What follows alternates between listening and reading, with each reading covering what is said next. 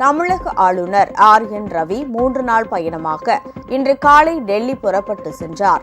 பொன்முடியை மீண்டும் அமைச்சரவையில் சேர்ப்பது தொடர்பான பரிந்துரையை ஆளுநர் RN ரவிக்கு முதலமைச்சர் ஸ்டாலின் அனுப்பியுள்ளார். இந்த நிலையில் ஆளுநர் RN ரவி இன்று காலை விமானம் மூலம் டெல்லி புறப்பட்டு சென்றார். பொன்முடியை மீண்டும் அமைச்சரவையில் சேர்ப்பது குறித்து மத்திய உள்துறை அமைச்சர் அமித்ஷா மற்றும் சட்ட வல்லுநர்களுடன் அவர் ஆலோசனை நடத்துவார் என தெரிகிறது.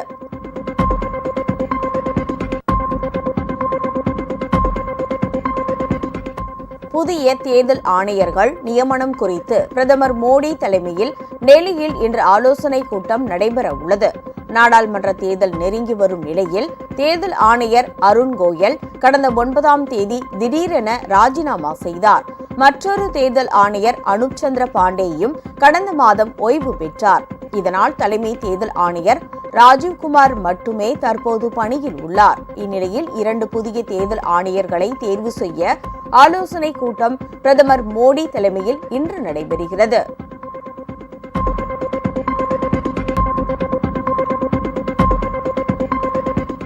அதிமுக சார்பில் இஃப்தார் நோன்பு திறக்கும் நிகழ்ச்சி சென்னை எழும்பூரில் நடைபெற்றது. இதில் எடப்பாடி பழனிசாமி உள்ளிட்ட அதிமுக நிர்வாகிகளும் பல்வேறு இஸ்லாமிய அமைப்புகளை சேர்ந்தவர்களும் கலந்து கொண்டனர். நிகழ்ச்சிக்கு பின்னர் செய்தியாளர்களிடம் பேசிய எடப்பாடி பழனிசாமி ஜாஃபர் சாதிக் கைது குறித்து முதலமைச்சர் விளக்கமளிக்க வேண்டும் என கேட்டுக் கொண்டார். தேமுதிகவுடன் மட்டுமே கூட்டணி குறித்து பேசி வருவதாகவும் பாமகவுடன் பேச்சுவார்த்தை நடத்தவில்லை என்றும் அவர் குறிப்பிட்டார்.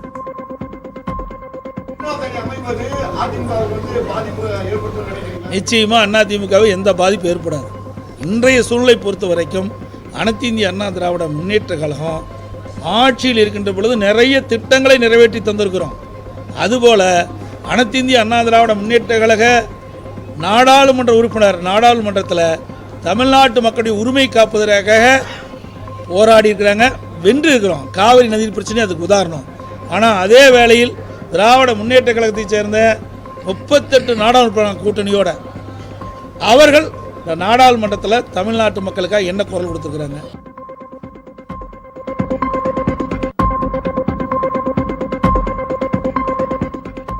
தமிழகத்தில் 9,000 கோடி ரூபாய் முதலீட்டில் புதிய தொழிற்சாலை தொடங்க டாடா மோட்டார்ஸ் நிறுவனம் முன்வந்துள்ளது. இதற்கான புரிந்துணர்வு ஒப்பந்தம் முதலமைச்சர் மு.க. ஸ்டாலின் முன்னிலையில் கையெழுத்தானது. முதலமைச்சரின் முகாம் அலுவலகத்தில் நடைபெற்ற இதற்கான நிகழ்ச்சியில் டாடா மோட்டார்ஸ் குழுமத்தின் தலைமை நிதி அலுவலர் பாலாஜி மற்றும் தமிழ்நாடு அரசின் முதலீடு ஊக்குவிப்பு முகமையான வழிகாட்டி நிறுவனத்தின் மேலாண்மை இயக்குநர் விஷ்ணு ஆகியோர் புரிந்துணர்வு ஒப்பந்தத்தில் கையெழுத்திட்டனர். இதன் மூலம் வாகன உற்பத்தி திட்டத்தில் டாடா மோட்டார்ஸ் நிறுவனம் 5 ஆண்டுகளில் 9,000 கோடி ரூபாய் முதலீடு செய்யவுள்ளது. ராணிப்பேட்டை மாவட்டத்தில் அமைய உள்ள இந்த தொழிற்சாலையின் மூலம் 5,000 நபர்களுக்கு வேலைவாய்ப்பு கிடைக்கும் என தமிழக அரசு தெரிவித்துள்ளது.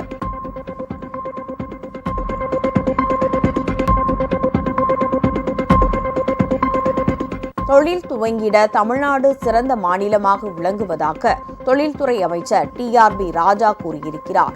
புதிய முதலீடு குறித்து செய்தியாளர்களிடம் பேசிய அவர், உலகின் 2 பெரிய வாகன உற்பத்தி நிறுவனங்கள் கடந்த 2 மாதங்களில் தமிழகத்திற்கு வந்திருப்பது வரலாற்றில் இதுவே முதன்முறை என கூறினார். வெளிநாட்டுகளிலிருந்து வரும் முதலீட்டாளர்கள் முதல் யாரோட கதவை தட்டுறாங்கன்னா இங்கே நம்ம முதலமைச்சரோட அலுவலகத்துக்கு வந்து தான் இங்கே தான் இந்தியாவுக்கு ஒரு முதலீடு வர வேண்டும் என்றால் அது தமிழகத்துக்கு வர வேண்டும் என்ற நோக்கத்துடன் வருகிறார்கள். வரும்பொழுது இங்கே இருக்கும் அந்த சூழல், இங்கே இருக்கும் இன்ஃப்ராஸ்ட்ரக்சர், கட்டமைப்பு வசதிகள், இங்கே இருக்கும் அரசாங்கத்தின் அந்த ஈஸ் ஆஃப் டூயிங் பிஸ்னஸ், தொழிற்சாலைகள் துவங்குவதற்கான ஏதுவான ஒரு அற்புதமான சூழல், மகளிருக்கு பாதுகாப்பான ஒரு சூழல், ஒட்டுமொத்தமான ஒரு ஹாப்பினஸ் இண்டெக்ஸில் ரொம்ப ஹையாக இருக்கும் ஒரு சூழலை தொழில் முதலீட்டாளர்கள் பார்க்கிறார்கள்.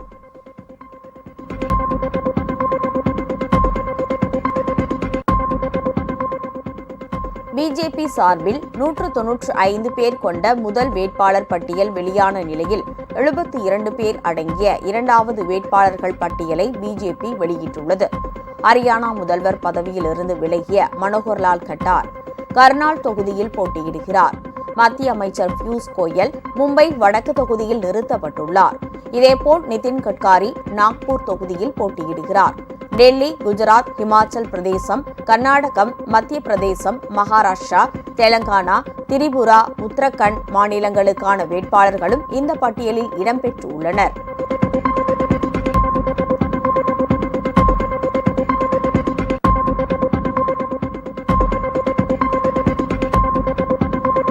இரட்டை இலை சின்னம் தொடர்பாக அதிமுக பொதுச் செயலாளர் எடப்பாடி பழனிசாமி தேர்தல் ஆணையத்திற்கு பதில் மனு தாக்கல் செய்துள்ளார். திண்டுக்கலை சேர்ந்த சூரியமூர்த்தி என்பவர் வரும் நாடாளுமன்ற தேர்தலில் எடப்பாடி பழனிசாமி தரப்புக்கு இரட்டை இலை சின்னம் ஒதுக்கக்கூடாது என்று கோரி மனு தாக்கல் செய்திருந்தார். இதுகுறித்து பதிலளிக்குமாறு இபிஎஸ்க்கு தேர்தல் ஆணையம் நோட்டீஸ் அனுப்பியிருந்தது. இதையடுத்து அவர் தாக்கல் செய்துள்ள பதில் மனுவில் அதிமுகவின் பொதுச் செயலாளராக தேர்தல் ஆணையம் தன்னை அங்கீகரித்திருப்பதாகவும் நீதிமன்றமும் அதை ஏற்றுக்கொண்டிருப்பதாகவும் தெரிவித்துள்ளார். எனவே சூரியமூர்த்தியின் மனுவை தள்ளுபடி செய்ய வேண்டும் என்றும் எடப்பாடி பழனிசாமி அந்த மனுவில் கேட்டுக் கொண்டுள்ளார்.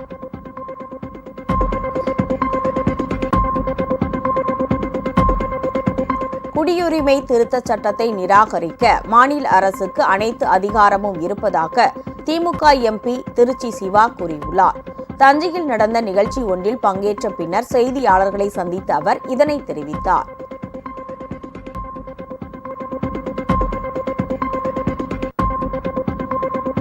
நீலகிரி மாவட்டத்தில் கட்டுமான பணிகளின் போது ஏற்படும் விபத்துகளை தவிர்க்க கண்காணிப்பு பணிகள் தீவிரப்படுத்தப்படும் என்று நாடாளுமன்ற உறுப்பினர் ஆர் ராசா கூறியுள்ளார். உதகையில் கட்டுமான பணியின் போது மண் சரிந்த விபத்தில் வட மாநிலத்தை சேர்ந்த ரிஸ்வான் என்பவர் உயிரிழந்தார். மண்ணில் புதைந்து காயமடைந்த ஜாகீர் மருத்துவமனையில் சிகிச்சை பெற்று வருகிறார். அவரை சந்தித்து திமுக நாடாளுமன்ற உறுப்பினர் ஆர் ராசா ஆறுதல் கூறினார். மேலும் உயிரிழந்த ரிஸ்வான் உடலுக்கும் அஞ்சலி செலுத்தினார். பின்னர் செய்தியாளர்களிடம் பேசிய ராஜா, கட்டுமான பணிகளின் போது ஏற்படும் விபத்துகளை தவிர்க்க கண்காணிப்பு பணிகள் தீவிரப்படுத்தப்படும் என்று கூறினார். நடந்த சம்பவம் இனிமேல் நடக்காமல் இருப்பதற்கு போதுமான பாதுகாப்பு பணிகளை மேற்கொள்ளுமாறு மாவட்ட ஆட்சித்தலைவர் அவர்களுக்கும் நம்முடைய மாவட்ட கண்காணிப்பாளர்களுக்கும் முதலமைச்சர் சார்பில் எங்களுடைய அறிவுரைகளை வழங்கியிருக்கிறோம்.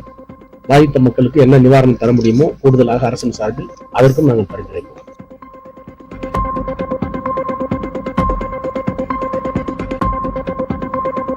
சென்னை எழும்பூர் ராஜரத்தினம் விளையாட்டு மைதானத்தில் ஊர்காவல் படையினர் பயிற்சி நிறைவு நாள் விழா நடைபெற்றது. இந்த நிகழ்ச்சியில் கலந்து கொண்ட காவல் ஆணையர் சந்தீப் ராய் ரத்தோர் பயிற்சி நிறைவு செய்த 418 ஊர்காவல் படையினரின் அணிவகுப்பு மரியாதையை ஏற்றுக்கொண்டார். சட்டம் ஒழுங்கு, போக்குவரத்து பணி, தேர்தல் பாதுகாப்பு பணி, ரோந்து பணி, பேரிடர் மீட்பு பணி என அனைத்துக்கும் காவல்துறையினருக்கு ஊர்காவல் படையினர் உறுதுணையாக செயல்பட்டு வருவதாக கூறினார். அந்த ஊர்காவல் படை காவல்துறையினருக்கு உறுதுணையாக செயல்பட்டு கடந்த டிசம்பர் மாதம்ல அந்த மைச்சூங் புயலால ஏற்பட்ட அவங்களுடைய அந்த வேலை ரொம்ப முக்கியமான வேலை. அவங்க நம்ம காவல்துறையில கூட எல்லார் பக்கம் போயிட்டு நல்ல வேலை பார்த்திருக்காங்க. சிறிய இடைவேளைக்கு பிறகு முக்கிய செய்திகள் தொடரும்.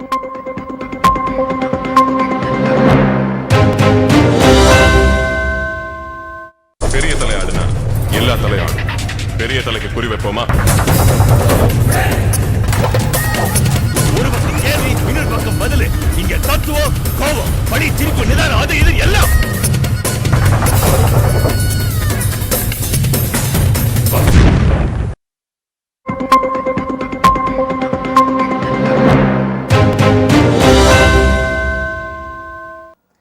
முக்கிய செய்திகள் தொடர்கின்றன. தூத்துக்குடியில் நடைபெற்ற அரசு நிகழ்ச்சியில் பிரதமர் மோடி அரசியல்தான் பேசியதாக அமைச்சர் கீதா ஜீவன் கூறியுள்ளார். அரசு விழாவில் முதல்வர் ஸ்டாலின் அரசியல் பேசுவதாக பிஜேபி எம்எல்ஏ வானதி சீனிவாசன் குற்றம் சாட்டியிருந்தார். இந்நிலையில் சென்னை நந்தனத்தில் நடைபெற்ற நிகழ்ச்சி ஒன்றில் பங்கேற்ற பின்னர் செய்தியாளர்களை சந்தித்த கீதா ஜீவன், அரசு நிகழ்ச்சிகளில் பிரதமர் மட்டும் அரசியல் பேசுவது நியாயமா என்று கேள்வி எழுப்பினார். அவருடைய போஸ்ட்டுக்காக பேசணும், இப்படி வந்து ஸ்டேஜஸ்ல எல்லா ஸ்டேஜஸ்லயும் வந்து சென்ட்ரல் கவர்மெண்ட்டையும் பிரைம் மினிஸ்டரையும் பத்தி இப்ப பேசுறது வந்து நியாயமா அப்படிங்கிற மாதிரி கேட்கறாங்க. இங்கே தூத்துக்குடியில் பிரதம மந்திரி வந்திருந்தார். அரசு நிகழ்ச்சி தான், அரசியல் தான் பேசினார். அதனால் இதில் ஒன்றுமே இல்லை. இவங்க அவங்களுக்குன்னு ஒரு ரூலு, திமுகன்னு ஒரு ரூலா, எல்லாம் ஒன்று தான்.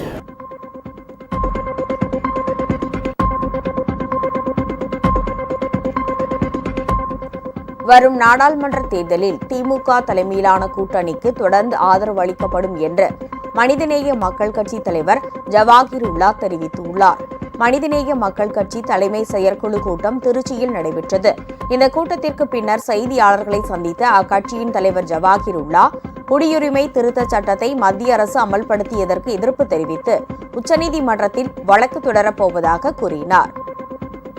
பாஜக ஒன்றிய அரசு ஒரு படு பயங்கர திட்டத்துடன் தேர்தலை அணுகக்கூடிய ஒரு சூழல்ல பாசிச அபாயத்திலிருந்து நாட்டை காக்கக்கூடிய பொறுப்பும் கடமையும் அனைவருக்கும் இருக்கின்றது. அதை உணர்ந்து மனிதநேய மக்கள் கட்சி தமிழ்நாட்டிலும் புதுச்சேரியிலும் திராவிட முன்னேற்ற கழகத்தின் தலைமையிலான இந்தியா கூட்டணிக்கு ஆதரவு அளிப்பது என்று இந்த செயற்குழுவில் முதலாவது தீர்மானத்தை நிறைவேற்றியிருக்கின்றோம்.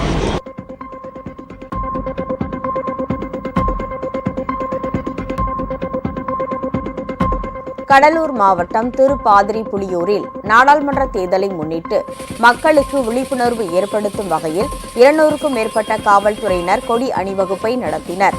இதனையடுத்து செய்தியாளர்களை சந்தித்த கடலூர் மாவட்ட காவல்துறை கண்காணிப்பாளர் ராஜாராம், வருகிற நாடாளுமன்ற தேர்தலில் மக்கள் அச்சமின்றி வாக்களித்து ஜனநாயக கடமையாற்ற வேண்டும் என வேண்டுகோள் விடுத்தார். தேர்தல் சுமூகமாகவும் அமைதியாகவும் நடைபெறும் பொருட்டு மத்திய பாதுகாப்பு படை மற்றும் மாநில காவல் படையினரை வழக்கமாக எல்லா மாவட்டங்களுக்கும் பாதுகாப்பு பணிக்காக அனுப்பி வைப்பது வழக்கம். அதனுடைய பகுதியாக இன்றைக்கு ஒரு அணி, நமது காவல் அணியினர் மத்திய பாதுகாப்பு படையை சேர்ந்த ஒரு அணியினர் இங்கு கடலூர் மாவட்டத்துக்கு அனுப்பி வைக்கப்பட்டுள்ளார்கள்.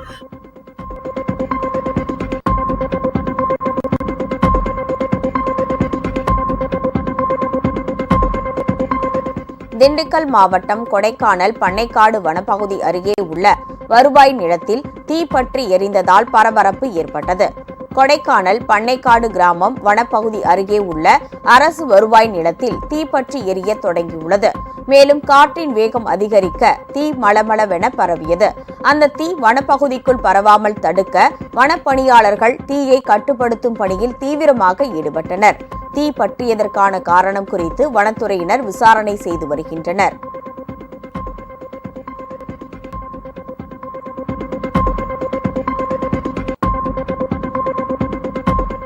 நியாய விலைக்கடை ஊழியர்களின் பணி பாதுகாப்பை உறுதி செய்திட வேண்டும் உள்ளிட்ட 11 அம்ச கோரிக்கைகளை வலியுறுத்தி 11 அம்ச கோரிக்கைகளை தமிழ்நாடு அரசு நியாய விலைக்கடை பணியாளர் சங்கத்தினர் ஆர்ப்பாட்டத்தில் ஈடுபட்டனர்.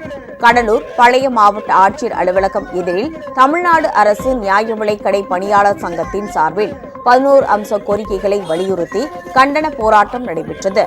இந்த போராட்டத்தில் மாநில சிறப்பு தலைவர் பாலசுப்ரமணியன் கலந்து கொண்டார்.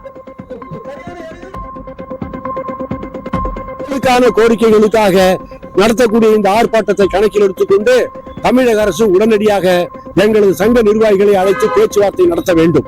தமிழகத்திலே இன்றைக்கு எல்லா துறைகளிலும் இருக்கக்கூடிய அடிமட்ட பணியாளர்கள் சுமார் 10 லட்சம் பேர் குறைவான ஊதியத்தில் பென்ஷன் இல்லாமல் சில சம்பளம் கூட சரியாக வழங்கப்படாத சூழ்நிலையில் வாழ்ந்து வருகிறார்கள். ஏறத்தாழ 1 கோடி ஓட்டுகளை கொண்ட 10 லட்சம் பணியாளர்களுடைய நலன்களை தமிழக அரசு புறக்கணித்து வருவது ஏற்கத்தக்கதல்ல. உடனடியாக எங்களது சங்கத்தை அழைத்து பேச்சுவார்த்தை நடத்த வேண்டும்.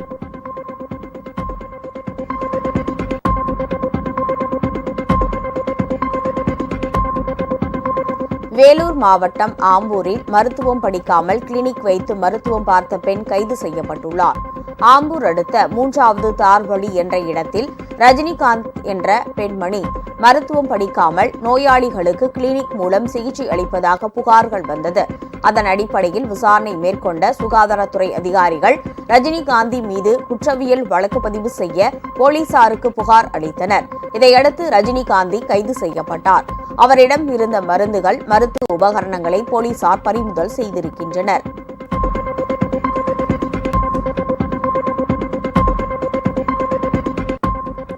பெரம்பலூர் அருகே வி களத்தூரில் குடிநீருக்கு பயன்படுத்தப்படும் ஆழ்குழாய் கிணறு அருகே கழிவுநீர் செல்வதை கண்காணிக்க தவறிய வட்டார வளர்ச்சி அலுவலர் உள்ளிட்ட 3 பேர் பணியிடை நீக்கம் செய்யப்பட்டுள்ளனர். வி. களத்தூர் கிராமத்தில் உள்ள ராயப்பா நகரில் விநியோகிக்கப்படும் குடிநீரில் கழிவுநீர் கடப்பதாக குற்றச்சாட்டு எழுந்துள்ளது. அண்மையில் காய்ச்சலால் பாதிக்கப்பட்ட 2 பேர் உயிரிழந்தனர். இந்நிலையில் வி. களத்தூர் கிராமத்திற்கு மாவட்ட ஆட்சியர் கற்பகம் நேரில் சென்று ஆய்வு நடத்தினார். அப்போது ஆழ்துளை கிணறு அருகே கழிவுநீர் செல்வதை கண்காணிக்க தவறிய அதிகாரிகள் வட்டார வளர்ச்சி அலுவலர் காளிதாஸ், துணை வட்டார வளர்ச்சி அலுவலர் சரவணன், ஊராட்சி செயலாளர் முருகேசன் ஆகியோரை பணியிடை நீக்கம் செய்து உத்தரவிட்டார். மேலும் அந்த ஊராட்சியின் தலைவர் பிரபு, துணைத் தலைவர் சபியுல்லா மீது நடவடிக்கை எடுக்கவும் ஆட்சியர் உத்தரவிட்டுள்ளார்.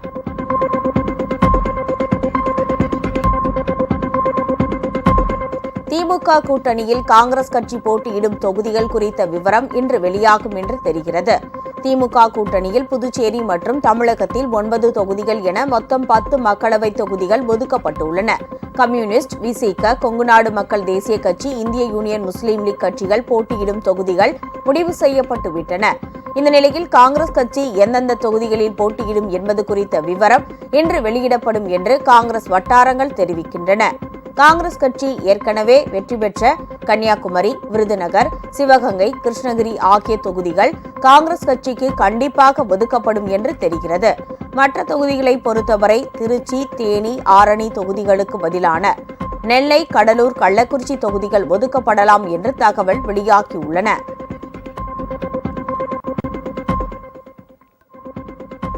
திமுக வேட்பாளர்கள் பட்டியல் ஓரிரு நாட்களில் வெளியிடப்படும் என்று நீர்வளத்துறை அமைச்சர் துரைமுருகன் தெரிவித்துள்ளார். வேலூர் மாவட்டம் காட்பாடியில் கூட்டுறவு பெட்ரோல் பங்கை திறந்து வைத்த பின்னர் செய்தியாளர்களிடம் பேசிய அவர், குடியுரிமை திருத்தச் சட்டத்திற்கு ஆதரவாக அதிமுக வாக்களிக்கவில்லை என்றால் அந்த சட்டமே நிறைவேறி இருக்காது என்றார்.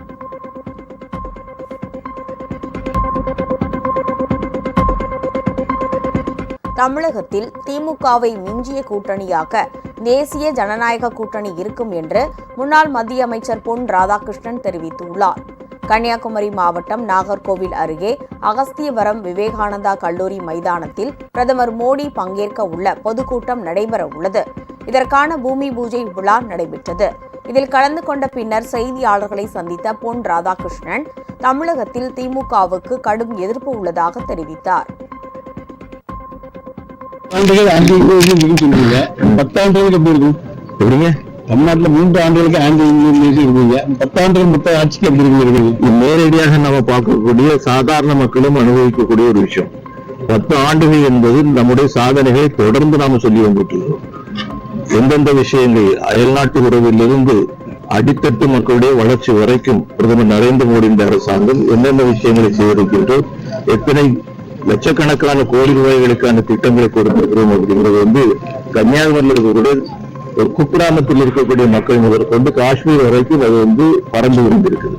இந்த தேர்தல் முத்திரா வாக்கியம் ஏதாவது இருக்கு? பிஜேபி முத்திரா வாக்கியம் என்னவா இருக்கு? மீண்டும் மோடி, மீண்டும் மோடி, மீண்டும் மோடி.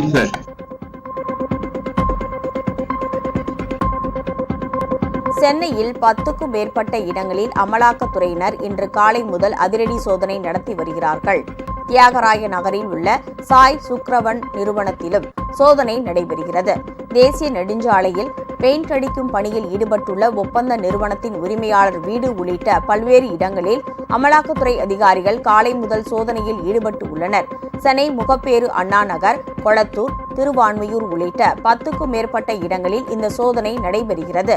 சென்னை தியாகராய நகரில் உள்ள சாய் சுக்ரன் நிறுவனத்தில் நிதி முறைகேடு நடைபெற்றதாக எழுந்த புகாரின் பேரில் இந்த சோதனை நடைபெறுவதாக தகவல் வெளியாகியுள்ளது.